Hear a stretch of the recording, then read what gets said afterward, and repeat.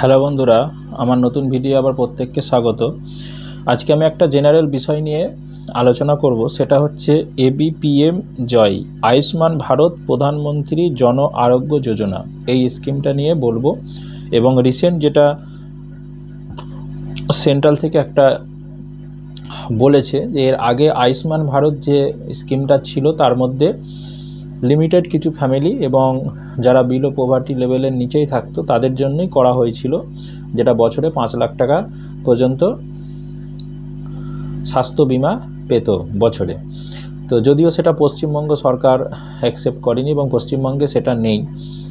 তার পিছনে পশ্চিমবঙ্গ সরকারের যেটা যুক্তি ছিল যে এখানে সকলকে কভার করা হয়নি, আর পশ্চিমবঙ্গে যে স্কিম আছে সেখানে সকলকে কভার আছে। যাই হোক, এখন যেটা বলবো সেটা হচ্ছে কেন্দ্রীয় সরকার একটা নতুন প্রকল্প নিয়েছে, এই যে এবিপিএম জয়। এখানে 70 বছর এবং তার বেশি যে বয়স্ক নাগরিকরা সারা ভারতে আছে তাদের জন্য এই প্রকল্পটা নতুন ঘোষণা করা হয়েছে। অর্থাৎ এই বয়সের এজের মানুষরা বছরে 5 লক্ষ টাকা যে কোনো ক্যাটাগরি, গরিব বড়লোক মধ্যবিত্ত সকলের জন্য।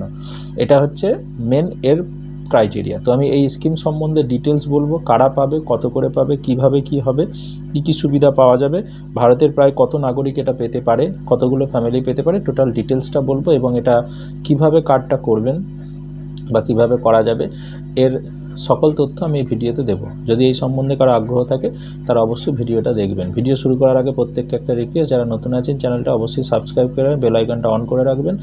আর যদি কারোর কিছু জানার থাকে এই রিলেটেড অবশ্যই কমেন্ট করুন, ভালো লাগলে একটা লাইক করবেন আর বন্ধুদের মধ্যে শেয়ার করবেন। চলুন ভিডিওটা শুরু করা যাক। প্রথম ভিডিও শুরু করার আগে আমি এর আগে একটা পিএফ নিয়ে বলেছিলাম, পিএফ পেনশন নিয়ে।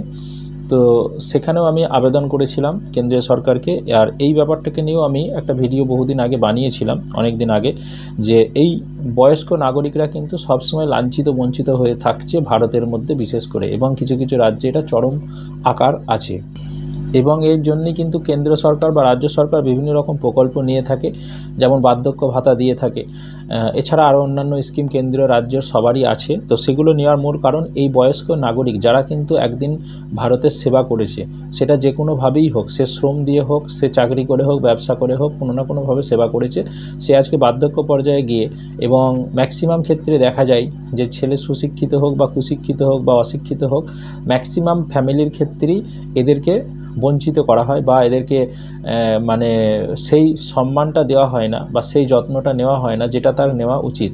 তো এর পিছনে অনেক কটা কারণ আছে। প্রথম এবং প্রধান কারণ হচ্ছে তারা অকর্মণ্য হয়ে যায়, তাদের সোর্স অফ ইনকাম কিছু যাদের নেই তারা বেশিভাবে এটা এফেক্টেড হয়। যারা কিছু পরিমাণও পেনশন বা চাকরি করতো, একটা অ্যামাউন্ট মাসের শেষে আসে, তারা কিছুটা হলেও তাদের নিজের ওষুধ প্রয়োজনীয় জিনিসগুলো কিনে খেতে পারে, কিন্তু যাদের একদমই নেই তারা কিন্তু নানাভাবে লাঞ্ছিত বঞ্চিত হয়ে থাকে। তো এইটা থেকে সব থেকে আরও ভয়ঙ্কর হচ্ছে যদি এরা কোনো অসুস্থ হয়, কিডনি খারাপ হলো, ক্যান্সার হলো বা অন্যান্য কোনো সাময়িক রোগ হলো যেটার অপারেশন করতে 1 লাখ 2 লাখ 5 লাখ খরচা, তো তারা তাহলে পড়ে পড়েই মরে। এটা ম্যাক্সিমাম ক্ষেত্রে সারা ভারতবর্ষে দেখা যায়, তার সঙ্গে পশ্চিমবঙ্গ জড়িত। সেটা থেকে উদ্ধার করার জন্য যেমন আমাদের রাজ্য সরকার একটা চালু করেছে, সেখানে স্বাস্থ্যসাথী কার্ড। তো যদিও সেটা প্রাইভেট সব হসপিটাল বা সব জায়গায় সেভাবে কার্যকরী হয় না, অনেকেই এটা নিতে চায় না, অনেকেই এইটা দেখিয়ে করতে চায় না। তো যাই হোক, এখন নতুন যেটা করেছে প্রধানমন্ত্রী, জানি না এটাও প্রাইভেট সংস্থারা কতটা কি নেবে, বা এটা দেখালেই 70 বছর ঊর্ধ্বের তাদের চিকিৎসা হবে কি না, এটা কার্যকরী হলে তবে আরও এটা ডিটেলস জানা যাবে।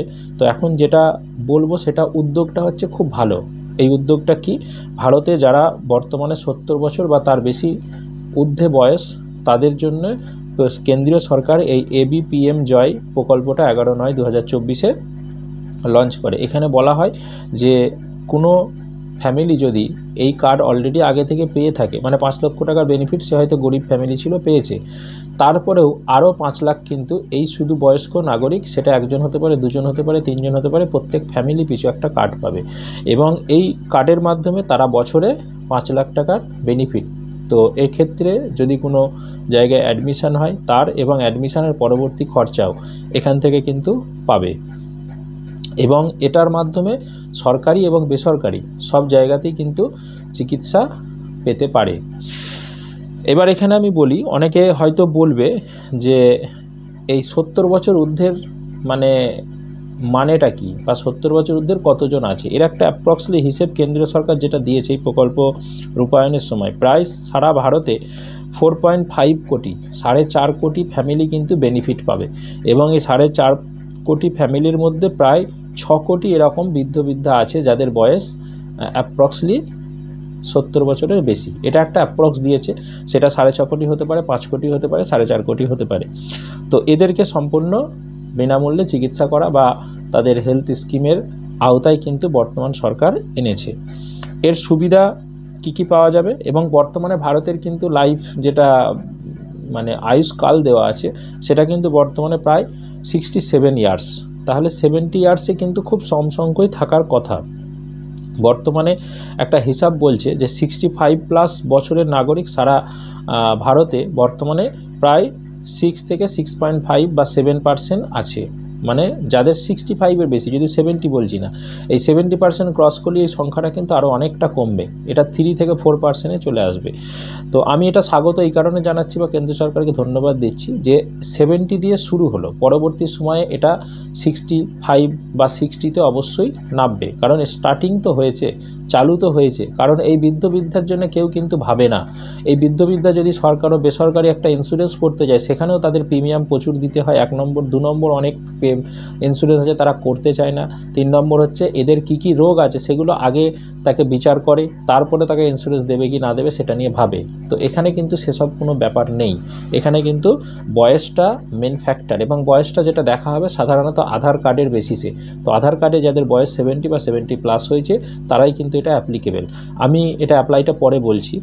আরও এখানে কি কি সুবিধা পাওয়া যাবে, এখানে সুবিধা যেটা আমি অলরেডি আগে বলে দিলাম যে কোনো অ্যাডমিশনের ক্ষেত্রে সাধারণত অ্যাক্সিডেন্টালি হতে পারে বা নর্মাল হতে পারে কোনো অপারেশনের ক্ষেত্রে, তো সেক্ষেত্রেই কিন্তু এটা অ্যাপ্লিকেবল হবে।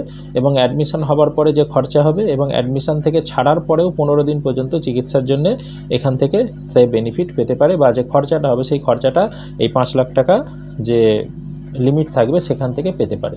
তো এটা পার ইয়ার, কেউ যদি এবছরে 5 লাখ শেষ করে দেয়, আবার নেক্সট ইয়ার চালু হলে তখন আবার 5 লাখ তার অ্যাকাউন্টে ক্রেডিট হয়ে যাবে, এরকম একটা সিস্টেম। এবার হচ্ছে কিভাবে কার্ডটা বানাবেন সেটাও আমি একটুখানি বলে দিই। এই কার্ডটা বানাতে গেলে আপনার একটা আধার কার্ড অবশ্যই মাস্ট থাকতে হবে, এবং আধার কার্ড অনুসারে আপনার বয়স 70 বছর বা তার বেশি থাকতে হবে।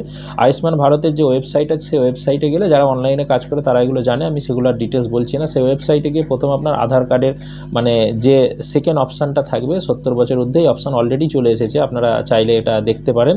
তো সেখানে গিয়ে ক্লিক করতে হবে, আধার কার্ড দিতে হবে, এবং আপনাকে প্রথম লগ ইন করতে হবে, সেখানে একটা ফর্ম ফিল আপ করতে হবে, সেখানে একটা ওটিপি ঢুকবে, তারপরে আধার কার্ডের বেসিসে আপনাকে পুরো ডিটেলস ফ্যামিলির দিতে হবে, কোথায় না কি।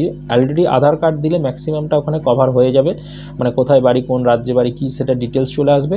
তারপরে আপনার সবটা বাকি যেগুলো ফিল আপ করার সেগুলো একটু ফিল আপ করার পরে কিছুদিন ওয়েট করবেন, 2-4 দিনের ওয়েট করার পরে কিন্তু এই কার্ডটা আপনার ওই অনলাইন থেকে আবার আপনাকে বার করে নিতে হবে। এই কার্ডটা প্রত্যেকেই অবশ্যই করে রাখবেন, যাদের 70 বছর বাড়িতে বয়স্ক বাবা মা আছে তাদের জন্য, কারণ দুর্ঘটনা অঘটনা ঘটলে এটা কিন্তু অনেকটা কার্যকরী হবে। এবং যদিও এটা এখনও এর ডিটেলস বা এর বেনিফিট বা এটা সব জায়গায় লাগু হবে কিনা, বিশেষ করে পশ্চিমবঙ্গে লাগু হবে কিনা, এটা এখনও আপাতত কনফার্ম নয়। তবে আমি স্কিমটা জাস্ট বেরিয়েছে বলে আপনাদের তথ্যটা দিলাম। পরবর্তী সময় এই রিলেটেড যদি আরও কিছু তথ্য পাই বা কোনো আপডেট হয় সেগুলো আমি আমার ভিডিও বা চ্যানেলের মাধ্যমে আপনাদের জানিয়ে দেবো। আর একটা এখানে বলে রাখি যে এই ইন্স্যুরেন্সের যে প্রিমিয়াম হবে সেই প্রিমিয়ামের 60% কেন্দ্র সরকার দেবে, এবং 40% সেই রাজ্যকে, যে রাজ্যের নাগরিক হবে সেই নাগরিককে দিতে হবে। তো এইখানটায় একটা রাজ্যের পারমিশনের ব্যাপারও থাকবে। তো আমাদের রাজ্য সরকার এখন এটাকে পারমিশন দেবে কিনা, কারণ নর্মাল আয়ুষ্মান ভারত যে প্রকল্প সেটা এখানে কার্যকরী হয় না, এখানে চলে না। তো সেক্ষেত্রে এটাও আদৌ কার্যকরী হবে কিনা বা কার্যকরী হলে কতদিনে হবে সেটা এক্ষুনি বলা কঠিন। তো তবে আমি বলবো এই স্কিমটা ভালো, এবং এটা বয়স্ক নাগরিকদের ক্ষেত্রে তো নিতে পারে। আর একটা বলি, কারা কারা এই কার্ডটা নিতে পারবে না, যাদের ধরুন সেন্ট্রাল গভর্নমেন্টের বিভিন্ন স্কিম, এক্স সার্ভিসম্যান, তাদের যে ইন্স্যুরেন্সের যে কভারগুলো থাকে তারা যদি সেগুলো পেয়ে থাকে তাহলে কিন্তু এটা নিতে পারবে না, মানে যে কোনো একটা নিতে পারবে বেনিফিট। তো সেক্ষেত্রে হয় যেটা আছে সেটাই রাখতে পারবে, আর তা না হলে তারা ওটা থেকে ছেড়ে এসে এটাতে যুক্ত হতে পারে, যে কোনো একটা বেনিফিট কিন্তু নিতে পারবে। এটা হচ্ছে একটা মেন মূল ক্রাইটেরিয়া। আর কিছু কিছু ছোট ছোট কেউ যদি প্রাইভেট নিয়ে থাকে বা পার্সোনালি কিছু নিয়ে থাকে সেটা আলাদা ব্যতিক্রম, কিন্তু এটা হচ্ছে সম্পূর্ণ আলাদা। যদি কোনো সরকারি বেনিফিট না নিয়ে থাকেন তাহলে সমস্যা কিছু নেই, কিন্তু সরকারি বেনিফিট যে কোনো একটা আপনাকে নিতে হবে। আশা করি এই রিলেটেড যেগুলো আমার কাছে তথ্য ছিল সেগুলো সবকটাই আপনাদের দিয়ে দিলাম। এর বাইরেও যদি কারোর কোনো কোশ্চেন থাকে তো সেক্ষেত্রে আপনারা আমাকে কমেন্ট বক্সে কমেন্ট করুন, চেষ্টা করবো আপনাদের আমি উত্তর দেওয়ার। ধন্যবাদ।